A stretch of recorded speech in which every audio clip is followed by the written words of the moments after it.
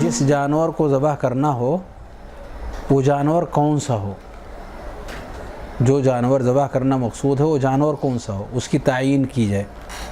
کس طرح کے جانور کو قربانی کے لیے ذبح کیا جا سکتا ہے۔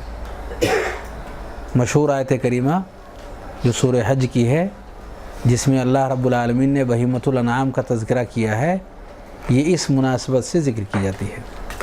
بہیمۃ الانعام، عبداللہ بن عباس رضی اللہ عنہما نے اس کی تفسیر میں چند جانوروں کا نام لیا ہے، جس میں سے ایک جانور ہے اونٹ، نر اور مادہ، اور اسی طریقے سے گائے نر مادہ، اور غنم یعنی بھیڑ بکری دمبا وغیرہ سب اس سے غنم کے کلمے کے اندر داخل ہیں، نر اور مادہ۔ یہ تین قسم کے جانور ہیں، اونٹ، گائے اور بکرا، جس میں دمبا اور بھیڑ داخل ہیں۔ تو یہ تین قسم کے جانور ہیں جن کو بہیمۃ الانعام کہا گیا ہے۔ ان جانوروں میں سے کوئی بھی جانور میسر ہو، چاہے وہ نر ہو یا مادہ، اس کی قربانی مشروع ہے، کیونکہ اللہ رب العالمین نے قربانی کرنے کے حوالے سے جو وصف ذکر کیا ہے، اس وصف کے تئیں یہ تمام طرح کے جانور اس کے اندر آتے ہیں۔ کیا بھینس بھی اس میں داخل ہے؟ اہل علم کا اختلاف ہے۔ گائے کے تفسیر میں کیا بھینس بھی داخل ہے؟ راجح بات یہ ہے کہ داخل نہیں ہے۔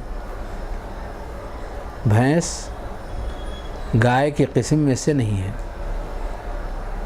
جن لوگوں نے گائے کی قسم میں سے اس کو شمار کیا ہے، وہ کچھ معاملات کے اندر، جیسے زکوٰۃ دینے کا جو معاملہ پیش آیا، تو زکوٰۃ بھینس کی کیسے دی جائے اگر اس کی تجارت کرے، تو وہاں گائے کا جو تذکرہ آیا ہوا ہے، اس گائے کے حوالے سے بھینس کے بھی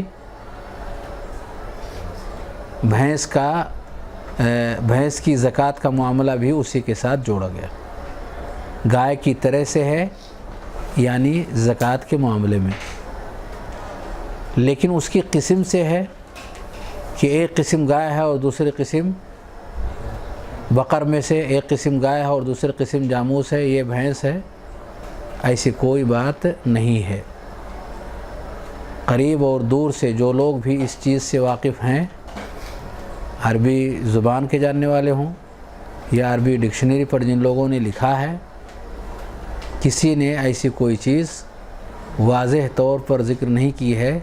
جو بھی ہیں وہ کچھ شبہات ہیں جو اس باب میں ذکر کیے جاتے ہیں۔ راجح بات یہ ہے کہ بھینس اس میں داخل نہیں ہے۔